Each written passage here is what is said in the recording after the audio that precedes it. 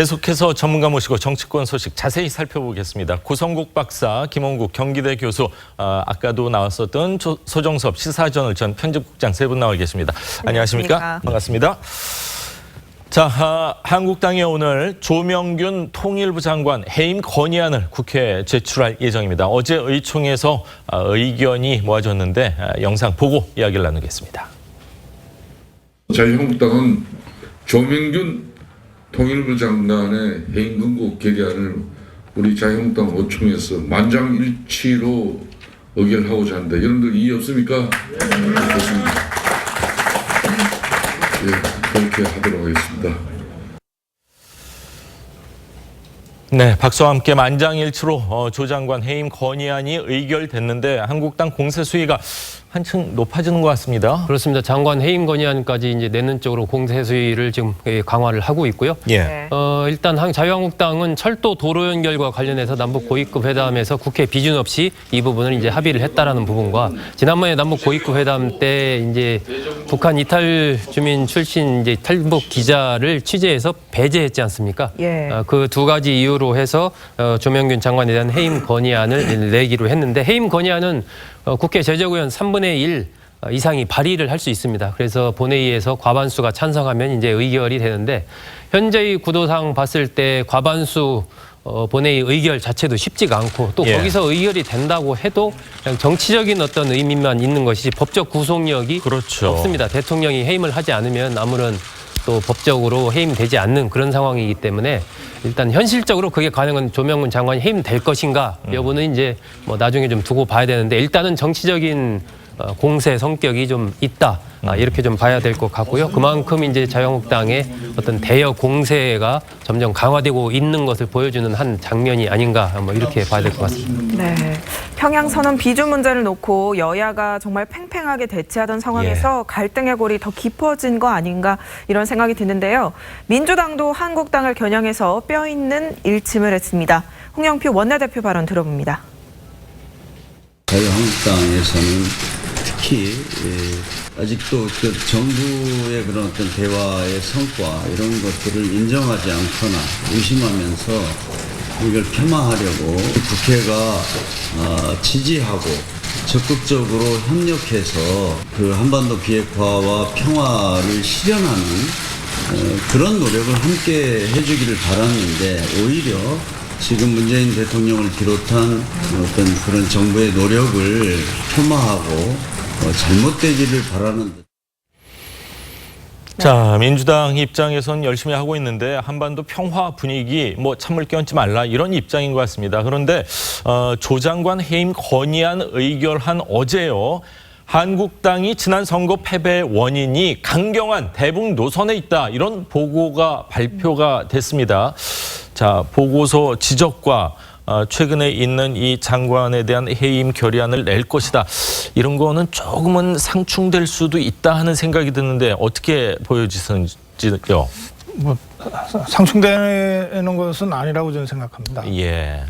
조금 전에 홍영표 더불어민주당 원내대표가 마치 이 한국당이 문재인 정부의 대북 정책이 실패하기를 바라는 듯한 태도를 지니고 있는 것처럼 얘기하는 대목은 우선 매우 좀 부적절한 표현이라고 생각합니다. 도대체 아무리 야당이라도 이 정부의 대북 정책이 실패하기를 바라면서 뭘 정치하는 그런 당이 어디 있겠습니까? 그렇진 않겠죠. 잘못됐다고 생각해서 지적하는 것과 잘못되기를 바라는 것은 전혀 차원이 다른 얘기 아닙니까? 지금 앵커 질문하신 것과 관련해서는 강경한 대북 정책 노선이 뭐 선거 패배의 원인이었다. 이거는 당의 공식 입장이 아니고요. 당이 그 대선 패배 원인을 좀 분석해달라고 의뢰한 일종의 용역 보고서의 내용입니다. 그러니까 그것을 가지고 뭐 한국당이 이제 앞으로 진짜 갑론을박을 해서 당의 공식 입장으로 정리할 필요는 있다고 생각합니다. 그런데 그 강경한 대북 노선 또는 냉전적 대북 노선 이것하고 이 원칙 있는 대북 노선하고는 좀 차원이 다른 거 아닙니까? 지금 한국당이 그 조명균 장관 해임 권고 결의안을 내기로 의총에서 만장일치 결의한 이유는 아까 소 국장이 잘 말씀하셨고요. 저는 뭐 제가 느끼는 그 제 주위의 여론도 그렇고 예. 우리 국민 다수가 조명균 통일부 장관이 대한민국의 그 남북 대화의 그 대표로서 예. 정부 대표로서 리성건과 여러 차례 만났는데 그 과정에서 보여준 태도가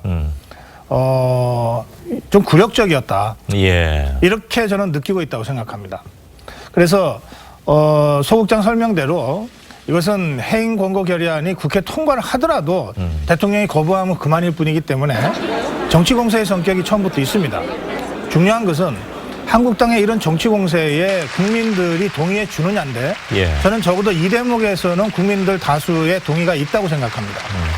냉면 목구멍에 넘어갑니까? 이 발언 때문에 전 정말 온 국민이 지금 화가 나 있습니다. 예. 그리고 이런 모든 상황에서 우리 정부의 1차적 책임자가 조명균 통일부 장관입니다. 이 리성건으로부터 거듭 모욕적인 그 언사를 받았는데 뭐 계속 제대로 있었죠. 항의도 한번 예. 제대로 못한 채 계속 밀리다가 그 굴욕적인 모습을 보이다가 결국은 우리 그 기업인들에게도. 기업인들이 예. 그런 모욕적인 말을 듣게까지 만든 거 아닙니까? 그리고 국회에서 문제가 되니까 자기도 뭔가 조치가 필요했다고 생각했다고 했지만 실제로 예. 조치를 한 것은 아직 확인된 게 하나도 없지 않습니까? 네.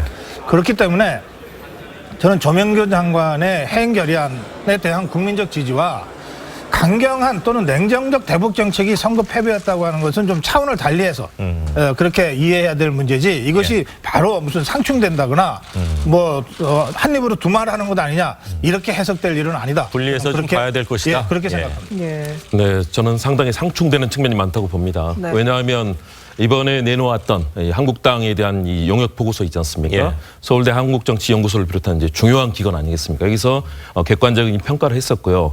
여기서 나타났던 유권자들의 심정, 특히 한국당을 지지했던 자유한국당을 지지했던 유권자가 있고요. 예. 과거에 박근혜 전 대통령을 지지했지만 그러나 홍준표 후보에 대해서는 지지하지 않았던 이탈표. 예. 이탈표가 있습니다. 왜 이탈표가 중요한가? 이들을 끌어와야만 앞으로 자유한국당 보수 진영이 국민들의 지지를 회복할 수 있거든요. 그런 측면에서 이들의 이 마음을 봐야 되는데요. 거기에서 나왔던 심정들은 어쨌든 지금까지 보여주고 있는 것은 상당히 적대적인 대북감 그리고 과거의 냉전 이데올로기에 근거하고 있는 것 아니냐 이런 비판들을 하고 있거든요. 저는 이 부분은 충분히 귀담아 들을 필요가 있고요. 그런 측면에서 앞으로 아마 당내에서 아마 논의가 될 겁니다. 그렇겠죠. 논의 과정에서 이 의견이 무시될 수도 있고 맞습니다. 또는 많은 부분이 받아들일 수 있습니다. 그러나 그렇습니다. 최소한도 용역을 우려했고 또 객관적이고 중립적인 그런 의견이 왔다면 그 부분에 대해서는 정말로 심사숙고하고 또 그중에 꼭 받아들일 부분에 대해서는 수용하는 그런 자세도 필요하다고 봅니다. 예. 그런 측면에서 저는 지금의 상황에 굉장히 중요한 정치적 흐름이 있고요.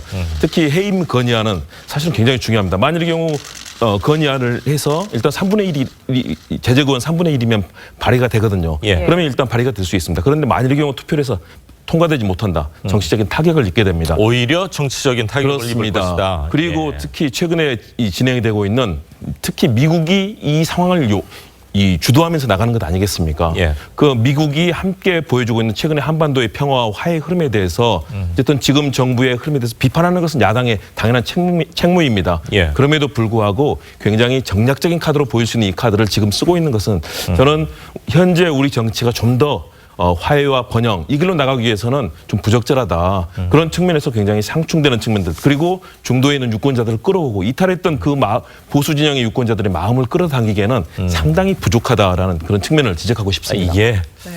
강경한 대북 노선 때문에 민심이 이탈했다. 지난 대선에서 졌다. 이렇게 보고서 진단 결과가 지금 나온 상황인데요. 예. 이에 대해서 한국당은 또 어떤 입장인지 궁금합니다. 김성태 원내대표 입장 들어보겠습니다. 앞으로 자유한국당은 용역 보고서 내용대로 쇄신과 변화를 위해서 정진하겠습니다. 너무 또 남북 간에 경색되고 또 과거의 안보관으로 이렇게 남북 관계를 이렇게 바라봐서는 안 된다는 그런 좋은 충고도 저희들이 중요하게 받아들이겠습니다. 네, 뭐 일단 보고서 내용을 어느 정도 수용할 듯한 그런 의미로 읽히는데요. 지금 리선권 위원장 이야기도 있고 한국당이 북한에 대해서 어떤 방향으로 나아갈지 당내에서도 고민이 많을 것 같습니다. 당연히 고민이 많죠. 근데 저는 이 보고서를 다 읽어보지 못해서 평가하기는 좀 이릅니다만 적어도 이 대목 대선 패배의 주요 원인을 강경한 대북 정책에 뒀다면 그것은 동의할 수 없습니다. 예. 대선 패배라고 하는 것은 박근혜 전 대통령 탄핵 직후에 벌어진 선거고 그 선거는 탄핵과 반박근혜 프레임 속에서 치루어진 선거입니다. 그래서 누가 뭐라고 해도 주요한 원인은 이 반박근혜 프레임 속에서 대선이 치러졌다고 하는 그 점이 제일 중요한 원인이고요. 예. 이것과 관련돼서 그 밖에 다른 여러 가지 요인들이 있겠죠. 그 중에 하나로 뭐 냉전적 프레임 또는 이 강경한 대북 정책이 거론될 수는 있을지 모르겠습니다만은 이것이 주요하다라고 하면 역으로 얘기해서 그러면 유연한 대북 정책을 썼으면은 그러면 5구 대선에서 보수가 이겼을 것이다 이런 얘기가 되는데 그것은 현실적이지 않습니다. 그래서 제가 보고서 전체를 보지 않고 이렇게 말씀드리는 건 죄송하지만 이 대선 패배와 지난 2년간 보수에 의해 어떤 몰락, 침몰, 참패 이 원인을 이런 식의 대북 정책 하나로 모아가는 것 이것은 정치적인 의도가 있을 수 있기 때문에 저는 부적절하다고 생각합니다. 그럼 대북 정책은 뭐 지금의 기조를 어느 정도 유지하는 것이 맞다 이렇게 보시는 건죠? 우파의 대북 정책은 원칙 중심이었습니다. 원칙, 예. 이를테면은 7.4 공동성명에서부터 시작되어서 역대 정권과 노무현 대통령의 14선언에 이르기까지 우리가 자유민주적 질서 하에 자유민주적 질서에 의해서 북한을 해방시킨다, 통일한다 라고 하는 것 통일 원칙을 견지하면서 북한의 그 군사 위협에 대해서는 단호히 대응한다. 이거는 무슨 보수 정권, 진보 정권 떠나서 원칙적으로 천명되어 왔던 거예요.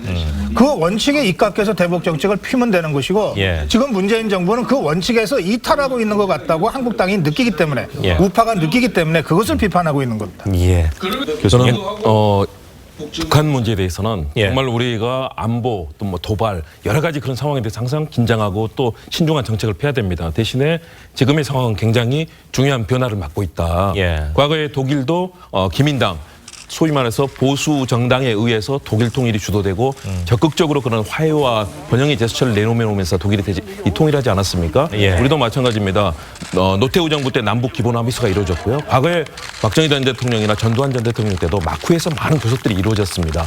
이 부분을 강경한 지금 유권자들이 강경하다 또 적대적이다라고 느끼는 것 아니겠습니까? 저는 합리적이고 정말 지금의 변화의 상황, 과거에 그런 흐름을 주도했던 미국의 그런 강경한 정책마저도 최근에는 이 북한의 그런 변화의 흐름을 용인하고 나가자는 것 아니겠습니까? 그렇다면 이제는 중간에 있는 보수 유권자 또 중도 유권자도 받아들일 수 있는 합리적이고 북한의 변화를 더욱더 유도해서 우리 대한민국이 함께 나갈 수 있는 길들을 만드는 것. 이런 통일 정책에 대해서는 자유한국당이 저는 적극적으로 문을 열어야 된다. 그래야만 그동안 돌아섰던 보수 유권자 그리고 진보의 유권자들도 또 자유한국당을 지지할 수도 있거든요. 저는 그런 많은 개방적이고 투명하고 열려있는 자세로 나갈 때 우리 보수 진영의 유권자들이 돌아올 수 있을 거다. 그래서 진보와 보수 치열한 경쟁을 하면서 양날개로 가면서 이 한반도의 평화와 번영을 이끌어내는 것. 올 초만 해도 어땠습니까? 전쟁 얘기하지 않았습니까? 저는 그 부분을 지금 진지하게 한국당이 고민해야 된다고 봅니다. 외부 보고서를 과연 어떻게 받아들일지도 한국당 내부에서는 정말 경론이 필요하다 생각이 드는데 보수 내에서도 사실은 대북 간의 좀 차이는 분명히 있는 것 같습니다. 자, 한국당이요. 보수 통합 러브콜을 조금씩 계속 보내고 있는데 바른미래당에서는 아직까지 공식적인 뭐 긍정적인 반응은 전혀 없는 그런 상황인데 자, 하태경 최고위원의 이야기 한번 직접 들어보시죠. 자유한국당은 처음에는 바른미래당을 어쨌든 좀 내부 싸움을 붙여가지고 그 일부라도 탈당시키고 이런 작전을 쓴 건데 적어도 탄핵 반대 세력하고는 선을 끊는 단 말이죠. 저희 당 사람들은. 그러니까 바른미래당 사람들은 좀 멈칫한 거죠 지금. 뭐 탈당하고 싶은 사람이 있을 수도 있겠지만. 탈당하고 싶은 사람이 있을 수도 있겠다. 하태경 의원이 이렇게 말을 했는데 바른미래 의원 중 몇 명이 한국당으로 돌아갈 가능성이 있는가 보죠? 글쎄요, 뭐 몇 명이 저런 식으로 개별적으로 움직이는 게 무슨 의미가 있겠습니까? 그러나 저는 이 주제와 관련해서는 우파가 총선 대선을 앞두고 정말 심각하게 진지하게 접근해야 된다고 생각하는데요. 얼마 전에 그 조선일보의 김대중 고문이 예. 그 칼럼으로 제안한 게 있습니다. 뭐냐면 우파에게 지금 탄핵했냐 탄핵 반대했냐라고 하는 구도를 갖고서 싸울 것이 아니라 실정을 거듭하고 있는 문재인 정권을 견제하기 위한 반문재인 전선을 구축할 거냐 말 것이냐를 갖고 고민해야 된다. 만약에 반문재인 전선을 구축하는 것이 더 시급하고 중요한 문제라고 한다면 이 반문재인 전선을 구축하는 과정에서 탄핵을 했던 사람과 탄핵을 하지 않았던 사람들, 탄핵에 반대했던 사람들도 대의를 가지고 뭉칠 수 있지 않냐. 물론 그 과정에서 지난 2년여간에 걸친 그 갈등과 그 반목을 없었던 일로 할 수는 없으니 이 과정에서 통과 의례를 하듯이 고백할 사람 고백하고 그리고 대승적 관점에서 이걸 하나로 만들어가자.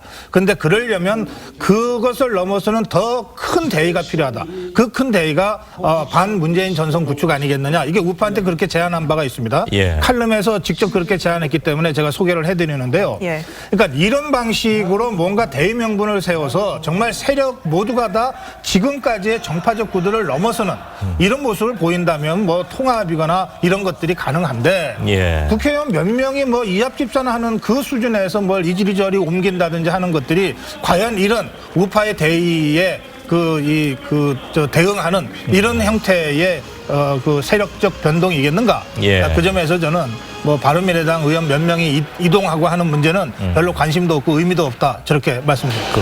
바른미래당 의원들 입장에선 이 한국당 출신 의원들하고 같이 밥 먹기도 참 지금 현재로선 부담스러울 것 같아요. 그렇죠. 계속해서 통합에 대한 목소리가 나오고 맞습니다. 한국당으로 영입되는 그런 모양새가 되거든요. 예. 그렇다면 그동안 해왔던 여러 가지 정치적 진로들, 자유한국당 의원들이 가져왔던 현재 자유한국당 내부도 상당히 혼란스럽지 않습니까? 예. 비대위 체제가 그렇고요. 저강특위에서 나오는 목소리들 그리고 소위 말하는 친박 세력에서 나오는 여러 가지 목소리들이 굉장히 혼재되어 있습니다. 그렇다면 바른미래당이 그동안 내놓았던 정치적 노선을 봤을 때는 들어가기는 조금 쉽지는 않아 보이고요. 예. 그렇다고 해서 이 정치 세력의 현실적인 문제도 있기 때문에 움직이기는 쉽지 않아 보이고요. 그러나 내년 2월 이제 아무래도 이 자유한국당 전당대회가 있고요. 그 이후에 총선까지 연계가 되기 때문에 위기의식은 굉장히 높다고 봅니다. 예. 그렇기 때문에 이런 측면에서 자유한국당 내부에서도 현재 이 가치와 이념 그리고 인적 쇄신 이 부분에 대해서 정말 좀 치열하게 고민할 필요가 있고요. 예. 바른미래당 내부에서도 마찬가지로 보수의 그런 혁신적 가치에 대해서 정말 이 시대 이탈했던 이 중도와 보수 진영의 마음이 어떻게 돌아올 것인가 그리고 예. 치열한 한국 사회를 주도하는 세력이 되기 위해서 무엇을 할 것인가에 대한 고민이 필요한데요. 예. 아직은 그런 고민을 양쪽 다 제대로 못 내놓고 있고 또 세력화도 되지 못하고 있습니다. 그런 측면에서 저는 올 연말 내년 이 전당대회까지는 자유한국당 내부도 치열한 논전들 그리고 바른미래당과 관련돼서도 계속해서 이런 얘기가 나올 텐데 그러나 이 물리적 화학적 결합으로 가기에는 좀 쉽지는 않아 보입니다. 예, 치열한 논쟁이 있다고 해도 사실 통합까지 가려면 산 넘어 산이 아닐까 이런 생각까지 듭니다. 자, 오늘 세 분 말씀은 여기까지 듣겠습니다. 감사합니다. 감사합니다.